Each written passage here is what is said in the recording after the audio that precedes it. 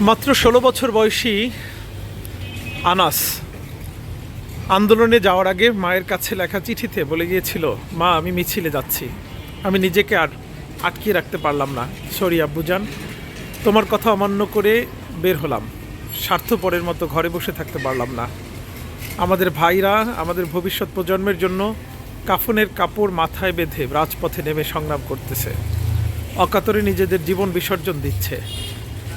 একটি প্রতিবন্ধী 7 বছরের বাচ্চা ল্যাংড়া মানুষ যদি সংগ্রামে নামতে পারে, তাহলে আমি কেন বসে থাকবো ঘরে? একদিন তো মরতে হবেই, তাই মৃত্যুর ভয় করে স্বার্থপরের মতো ঘরে বসে না থেকে সংগ্রামে নেমে গুলি খেয়ে বীরের মতো মৃত্যু অধিক শ্রেষ্ঠ। যে অন্যায়ের জন্য নিজের জীবনকে বিলিয়ে দেয় সেই প্রকৃত মানুষ। আমি যদি বেঁচে না ফিরি, তবে কষ্ট না পেয়ে গর্বিত হয়েও জীবনের প্রতিটি ভুলের জন্য ক্ষমা চাই। আনাস আসলে দেয়ালে দেয়ালে আনাসের সেই চিঠি। এই সড়কটির নাম এখন শহীদ আনাস সড়ক, যেটি ছিল দীননাথ সেন রোড। দেয়ালে লেখা রয়েছে, আমার ভাইয়ের রক্তে রাঙানো জুলাই। পুরো আন্দোলনের স্মৃতিচিহ্ন ৩৬ জুলাই ২০২৪।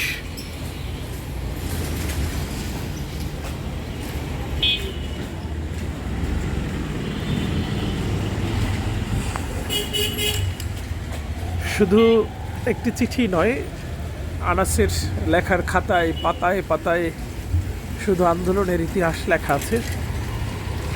মুগ্ধর কথা যেমন আছে, শহীদ আবু সাইদের কথা আছে, ছোট্ট যে শিশুটি বারান্দায় বসে চোখে গুলিবিদ্ধ হয়ে জীবন দিয়েছে সেই শিশুটির কথাও রয়েছে। বাবা মায়ের কান্না থামছে না। এরকম আনাসরা জীবন দিয়েছে বাক স্বাধীনতার জন্য, স্বৈরাচার শেখ হাসিনার পতনের জন্য বুকের তাজা রক্ত ঢেলে দিয়েছে। আনাসের মা বলছিল যে সেদিন হাসপাতাল থেকে লাশটি আনতে গিয়ে তাদের কি নিদারুণ কষ্ট করতে হয়েছে। এটা অটোরিকশায় কোলে করে লাশটি নিয়ে এসেছে সেই হাসপাতাল থেকে। 5 তারিখে 11টার দিকে পুলিশের গুলিতে মারা গিয়েছিল আনাস। সে আনাসের বাবা মায়ের, এই আনাসের বাবা এখানে আছে, একটু কথা বলি। আচ্ছা, এই যে আপনার ছেলের নামে এখন সড়ক হলো, এখানে আপনার ছেলেকে সবাই স্মরণ করছে, বিষয়টা বাবা হিসাবে গর্ববোধ করছেন কিনা? আসলে কোনো বাবা মাই কিন্তু এটা চায় না যে তার সন্তানকে দেশের জন্য উৎসর্গ করে সে গর্ববোধ করুক। এখন যেহেতু ওদের উদ্দেশ্যটা ছিল অন্যরকম, যে দেশ স্বাধীন করতে হবে নতুন করে, যেভাবে আপনার যে আমার ভাইরা জীবন দিয়ে গেছে, আমরা কেন ঘরে বসে থাকবো? আমি বাবা হয়ে পারিনি, এটা কি বলবো আমি। আর সড়কের নাম এটা যারা করেছেন, এখানকার স্থানীয় যারা আমাদের সভাপতি সেক্রেটারি মহোদয়, তাদের কাছে আমার পরিবার এবং আমরা সবাই সারা জীবন চিরকৃতজ্ঞতা প্রকাশ করছি। এছাড়াও তাদের প্রতি কিছু করণীয় নেই। ভালো থাকেন, আপনার জন্য অনেক দোয়া থাকলো।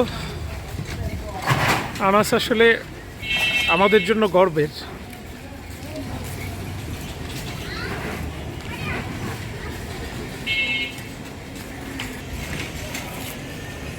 তো আমরা আনাসের বাড়িতে এসেছিলাম, তার বাবা মায়ের সঙ্গে কথা হলো। আসলে এই কষ্ট কোনো ভাষায় প্রকাশ করা সম্ভব না।